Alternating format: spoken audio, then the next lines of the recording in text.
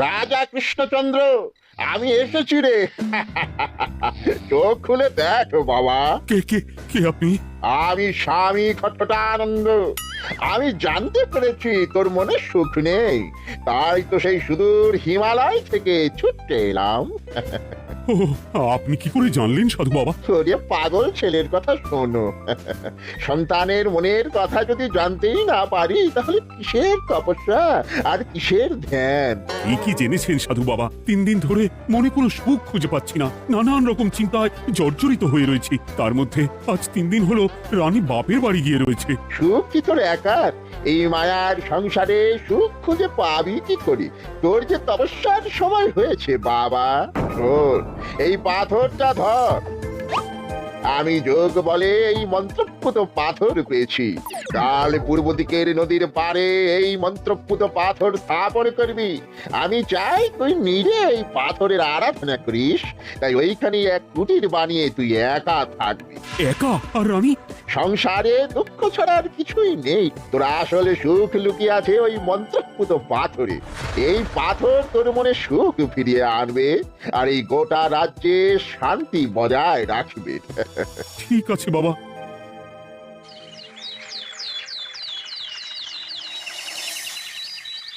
জয় জয় বাবা খটখটানন্দের জয়। কি তার জ্যোতি, কি তার ব্যক্তিত্ব, আহ, কি তার কণ্ঠস্বর! এই মন্ত্রপুত পাথর আমার এবং এই রাজ্যের সকলে সুখ শান্তি ফিরিয়ে আনবে। আজ থেকে আমি সাধু বাবার পরামর্শ মতন এখানেই থাকবো। তোমাদের যার যা যা বক্তব্য আমাকে এখানে এসেই বলবে। কোনো চিন্তা করবেন না মহারাজ, আমি সব সামলে নেব। আপনি নিষ্ঠা সহকারে সাধু বাবার আদেশ পালন করুন। মহারাজ, যার নামেই খট তার কথাই ভরসা করা কি ঠিক হবে? একটা সামান্য পাথর কি করে সুখ ফিরিয়ে আনবে মহারাজ? বিষয়টা কি খটখটানন্দের মতন খটকার নয়? এটা মোটেই সামান্য পাথর নয় গোপাল, এটা মন্ত্রপুত পাথর। আর এসব হচ্ছে বিশ্বাসের ব্যাপার। শুধু তোমার মতন ভাঁড় দিয়ে কি আর রাজ্য চলে? রাজ্য চালাতে গেলে ভক্তি, শ্রদ্ধা, আশীর্বাদও দরকার হয়। কি শাস্ত্রে বলে বিশ্বাসে মিলায় বস্তু তর্কে বহুদূর। কিন্তু মহারাজ, রাজ্যটাও তো চালাতে হবে। আপনি এখানে থাকলে এই রাজ্যের কি হবে মহারাজ? একবার ভেবে দেখুন, সাধু বাবা আসল না হয়ে নকলও তো হতে পারে। দেখো গোপাল, তোমার যদি মনে বিশ্বাস না থাকে তাহলে আমি বলবো তুমি আর এখানে এসো না। তবে সাধু বাবার নামে কোনো বাজে মন্তব্য আমি শুনবো না। আমি চাই না আমার এই অবিশ্বাসের কারণে আমার রাজ্যের কোনো ক্ষতি হোক। আর আমি এই রাজ্যের মন্ত্রী, আমি থাকতে তোমাকে রাজ্য নিয়ে বেশি ভাবতে হবে না। তুমি এখন যাও তো গোপাল, যাও। মহারাজকে আর বিরক্ত করো না। বাল না থাকলে এ রাজ্যের কিছুই এসে যাবে না। আমরা থাকতে নাকি ভাঁড় চালাবে রাজ্য? আচ্ছা, ঠিক আছে, দেখা যাক। তাহলে আসি মহারাজ। হ্যাঁ হ্যাঁ, এসো এসো।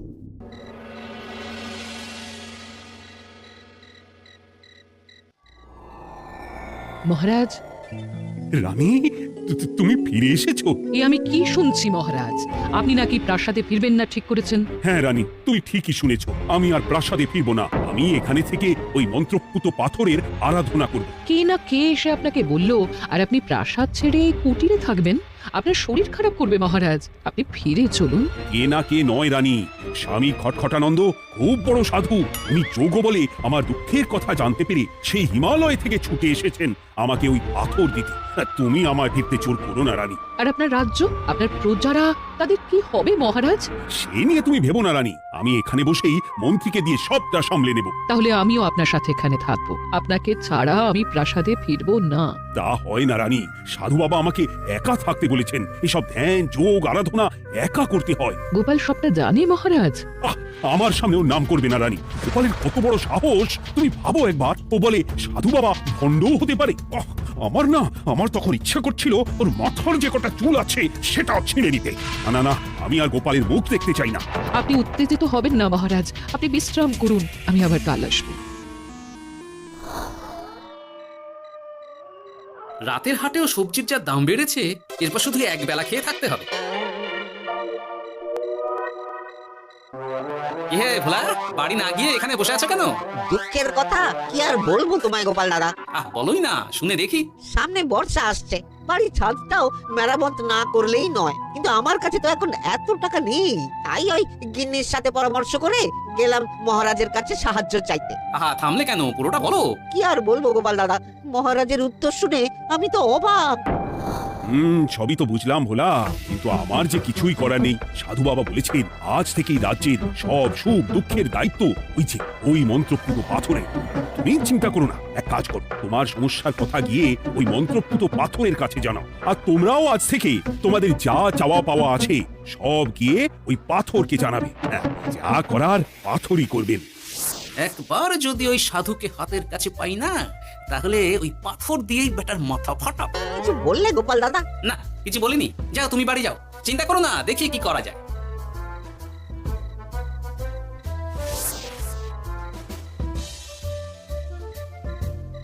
কি ব্যাপার, এত রাতে বটা ঘটা মন্ত্রীর বাড়িতে কি করছিল?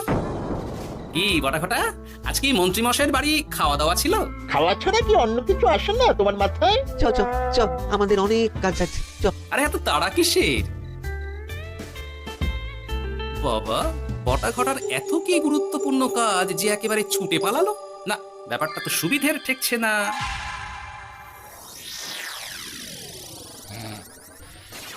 রাজা কৃষ্ণচন্দ্র, ওঠ বাবা, আমি এসেছি।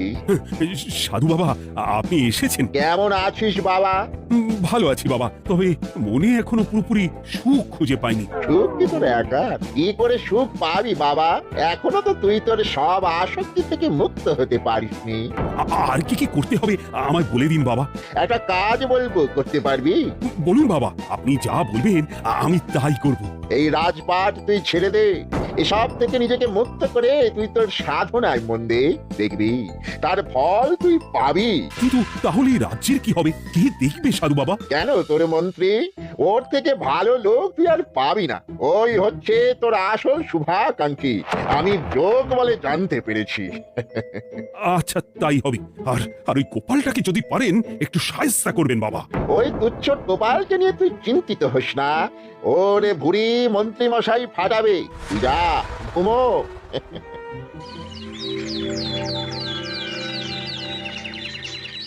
শোনো শোনো শোনো, আজ থেকে মহারাজ কৃষ্ণচন্দ্রের আদেশে এই রাজ্যের ভার এই রাজ্যের মন্ত্রীর।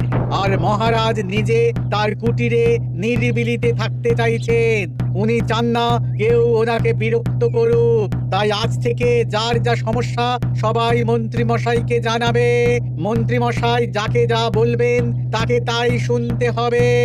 শোনো শোনো শোনো। না, মহারাজকে থামাতেই হবে, না হলে বড় বিপদ হয়ে যাবে। যাই। মহারাজ, এই ভুল আপনি করবেন না। মন্ত্রীর হাতে রাজ্যের ভার দিলে রাজ্যের সর্বনাশ হবে মহারাজ। দেখো গোপাল, আমি যেটা করেছি সেটা ঠিক বুঝেই করেছি। আমার সিদ্ধান্ত আর বদলাবে না। আর এই বিষয় নিয়ে আমি তোমার সাথে কথাই বলতে চাই না। মহারাজ, গ্রামবাসীরা আপনার এই সিদ্ধান্ত খুশি মনে মেনে নেয়নি। সবার কথা একবার ভেবে তারপর সিদ্ধান্ত নিন মহারাজ। একজন বাইরের লোকের কথায় কোনো সিদ্ধান্ত নেবেন না দয়া করে। গোপাল, তুমি যদি সাধু বাবার সিদ্ধান্তে প্রশ্ন তোলার চেষ্টা করো তাহলে আমি বাধ্য হব মন্ত্রীকে বলে এই রাজ্য থেকে তোমায় বিতাড়িত করতে। একজন সেই হিমালয় থেকে আমাদের উপকার করতে এলো আর তুমি তার বিরুদ্ধেই কথা বলছো। ছি ছি গোপাল, ছি। মজা কি মজা, শুধু মুদ্রা, শুধু মোহর, যেদিকে তাকাবো শুধু সোনার মোহর আর সোনার মোহর। তুমি কি পাগল হয়ে গেলে? এখন হয়নি গিন্নি, তবে এবার সত্যি সত্যি হয়ে যাব। এত সোনার মোহর একসাথে হাতে পেলে কেউ কি সুস্থ থাকতে পারে? আর বেশি দিন বাকি নেই যখন কৃষ্ণনগরের কোষাগারের মালিক হব আমি। আর মহারাজ, মহারাজকে ছেড়ে দেবে? চিন্তা নেই, মহারাজ কিছুই করতে পারবেন না। তিনি এখন সাধু বাবার আদেশে পাথরের আরাধনায় ব্যস্ত। আর প্রহরীরা, তারা কিছু বলবে না? প্রহরীরা তো এখন আমার গোলাম। মন্ত্রীমশাই, মন্ত্রীমশাই, আমরা এসেছি। ওই তো ওরা চলে এসেছে। ওরা কি করবে? ওরাই তো কোষাগার লুট করতে আমায় সাহায্য করবে। রাজ কোষাগার হবে শুধু আমার আমার আমার।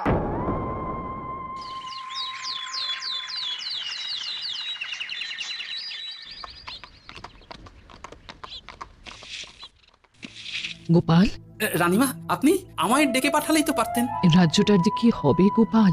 মহারাজের উদাসীনতায় মন্ত্রী তো সব লুটে পুটে একাকার করে ছাড়বে। তুমি কিছু একটা করো গোপাল। সে তো আমিও বুঝতে পারছি রানীমা, কিন্তু হাজার চেষ্টা করে ও মহারাজকে বোঝাতে পারছি না। মহারাজ সাধু বাবার পাল্লায় পড়ে আর কিছুই বুঝতে চাইছেন না। এই রাজ্য আর মহারাজকে একমাত্র রক্ষা করতে পারবে তুমি গোপাল। কিছু একটা করো। কি হয়েছে? তোমরা হট্টগোল করছো কেন? তুমি এর একটা বিহিত করো গোপাল দাদা, আমরা তো আর থাকতে পারছি না। তুমি এর আগে বিহিত করো গোপাল। আচ্ছা, কি হয়েছে বলবে তো? মন্ত্রী মশাই সবার কাছ থেকে অগ্রিম কর চেয়েছে। সে প্রহরী পাঠিয়ে সবার বাড়ি বাড়ি বলে এসেছে দুদিনের মধ্যে অগ্রিম কর না দিলে সবাইকে ধরে কারাগারে ভরে দেবে। একে তো আমরা কোনো সাহায্য পাচ্ছি না, তার উপর আবার এই জুলুম কি করে মেনে নেবো বলো তো গোপাল দাদা? আমাদের বাঁচাও গোপাল দাদা, আমাদের বাঁচাও, না হলে এই মন্ত্রীর জুলুমে আমরা সবাই মারা যাব। হ্যাঁ গোপাল, তুমি পারবে, কিছু একটা করো গোপাল, এই রাজ্যটাকে বাঁচাও। না, আর নয়, এবার এর একটা বিহিত করতেই হবে। শোনো, তোমরা সব নিজের নিজের বাড়ি যাও, আমি দেখছি কি করা যায়। মন্ত্রী দুদিনের মধ্যে কর চাইছে কেন? ওর আসল উদ্দেশ্য কি? না, বিষয়টার খোঁজ নিতে হচ্ছে। পুটি, এই পুটি, গোপাল দাদু তুমি? শোন, একটা কাজ আছে বুঝলি, বটা ঘটার উপর নজর রাখতে হবে, পারবি তো? হ্যাঁ হ্যাঁ দাদু, এটা আর কি এমন কাজ? এই তোর হাতে ওটা কি রে? ও এটা পুতুল, বাবা এনে দিয়েছে। হ্যাঁ, পাথরটা খুব চেনা চেনা লাগছে, কোথায় যেন দেখেছি। কোথায়? আরে, সাধু বাবার দেওয়া পাথর, আর এটা একই পাথর মনে হচ্ছে। এই তোর বাবা এটা কোথায় পেয়েছে রে? তা তো জানি না, তবে শুনেছি পাশের গ্রামে। বাহ, পাথরগুলো দেখতে তো খুব সুন্দর। এই সব পাথর তোমার? আজ্ঞে হ্যাঁ, আমি এই পাথরের মূর্তি বানাই। এই পাথর কি তুমি বিক্রি করো? না না, শুধু পাথর তো বিক্রি করি না। এটা কি? ও ওটা ওটা আমি আমার সব পাথরের একটা চিহ্ন দিয়ে রাখি, এতে বোঝা যায় যে এই পাথরের মূর্তি আমার তৈরি। বাহ, চমৎকার কাজ করেছো। তোমাকে যে কি বলে ধন্যবাদ দেবো তুমি জানো না। কৃষ্ণনগরের কত বড় উপকার তুমি করলে। গোপাল দাদু, ও গোপাল দাদু, গোপাল দাদু, গোপাল দাদু। কি ব্যাপার, এত সকাল সকাল ভালো খবর এনেছিস মনে হচ্ছে? শুধু ভালো নয় দাদু, একেবারে গরম খবর। দাদু রহস্য আমরা ফাঁস করে ফেলেছি দাদু। বলিস কি রে? শুনি শুনি। কাল রাতে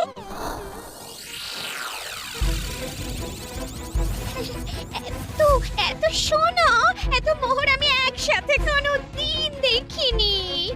ও এইসব আমাদের? হ্যাঁ গিন্নি, হ্যাঁ এই সব আমাদের, সব। ওরে বাবা, আমার তো বিশ্বাসই হচ্ছে না, আপনি গায়ে কাঁটা দিচ্ছে। রে বটা, আজ সাধু সেজে মহারাজের কাছে গেছিলি? হ্যাঁ, মহারাজ তো আজ প্রায় পা ছুঁয়ে প্রণাম করতে যাচ্ছিলেন, কোনো মতে ঠেকিয়েছি। বলেছি প্রণাম নেওয়া আমার গুরুর বারণ আছে। আর আমি তো আজ এমন ধোঁয়া দিয়েছি যে মহারাজ একেবারে কেসে কেসে অস্থির। আর মাত্র 2 দিন, এই 2 দিন খেলাটা চালিয়ে যেতে পারলেই কেল্লা ফতে। আচ্ছা, এবার আমার কাছে পুরো বিষয়টা পরিষ্কার হলো। বাহ, তোরা দারুণ কাজ করেছিস রে। এবার শুধু আজ রাতে প্রমাণটা পেলেই হয়ে যাবে।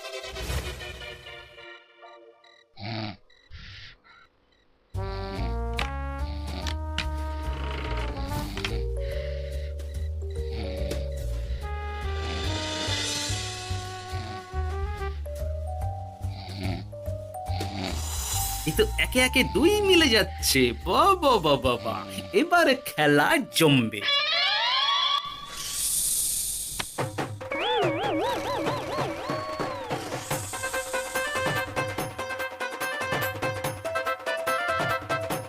ঘটা ঘটা রে, এই ঘরে এত ধোঁয়া এলো কি করে রে?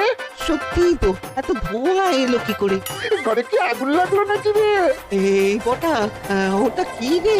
হ্যাঁ, এ তো ভূত। আমরা তো কিছু করিনি। আমরা কিছু করিনি, বিশ্বাস করো দাদা, আমরা কিছুই করিনি। আমরা আমাদের পূর্বপুরুষের প্রস্তর খণ্ড নিয়ে এসেছিস, তোদের এত বড় সাহস, আজ আমরা তোদের ঘাড় মটকাবো। আমরা কোনো খণ্ডমণ্ড নিইনি ভূত দাদা। এই কথা, তুই কি ওনাদের কোনো খণ্ড এনেছিস? না না না না না, আমি তো অমন কিছু আনিনি। আমার মনে হয় ওই আপনাদের কোথাও একটা ভুল হচ্ছে। মহারাজকে ওই পাথর তোরা কোথা থেকে এনে দিয়েছিস? ওটাই আমাদের প্রস্তর খণ্ড, আমাদের 5 পুরুষের সম্পত্তি। ওটা তো আমরা পাশের গ্রামে এক মূর্তি কারিগরের থেকে চুরি করে এনেছি। আপনারা যান না, যান, ওই কারিগরের কাছে ওরকম অনেক পাথর আছে। আমাদের ওটাই চাই। ও বাবা, উনি আবার কে? আমাদের দাদু, তৃতীয় পুরুষ। ও দাদু, এই চুরি ভূত দাদু, ওটা আনতে গেলে না মন্ত্রী মশাই আমাদের খুব মারবে। খা, ওদের মুন্ডু চিবিয়ে খা। না না, ওরকম করবেন না দাদু ভূত, তাতে আমাদের খুব লাগবে। তাহলে বল মন্ত্রীর আসল উদ্দেশ্য কি? দুদিন পর ও কি করবে? দুদিন পরে মন্ত্রীমশাই কোষাগার লুট করে এই রাজ্য থেকে পালাবেন। এবার আমাদের ছেড়ে দিন দাদু ভূত। তোদের ছাড়তে পারি একটাই শর্তে। বলুন বলুন।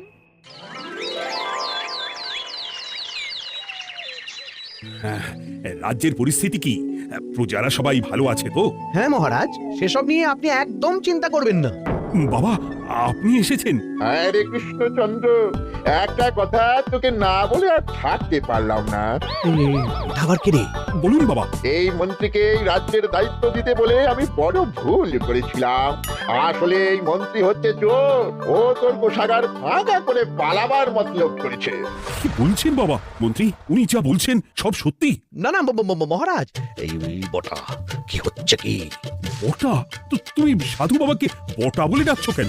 আমি বলি কি বাবা, এই মন্ত্রীকে তুই শুলে দে। বটা তুই থামি, আমার খেয়ে আমায় ছুরি মারা। ওর কথা আপনি বিশ্বাস করবেন না মহারাজ, ও সাধু নয়, ও ভণ্ড। মানেটা কি? মন্ত্রীমশাই ঠিকই বলছেন মহারাজ, ও সাধু নয়, ও কৃষ্ণনগরের বটা। এসব আপনার আদরের মন্ত্রীর কাজ মহারাজ। মন্ত্রী আপনার রাজ্য লুট করার মতলব করেছে, তাই বটাকে সাধু সাজিয়ে আপনার মন জয় করে প্রথমে আপনাকে প্রাসাদ থেকে তাড়িয়েছে, তারপর রাজ্যপাট নিজের হাতে নিয়ে কোষাগার হাতিয়েছে। আর এই পাথর কিসের গোপাল? পাথর? পাথর এই কারিগরের মহারাজ। উনি পাশের গ্রামে এই পাথর দিয়ে মূর্তি করেন। মন্ত্রী বটাকে দিয়ে এই পাথর চুরি করিয়েছে।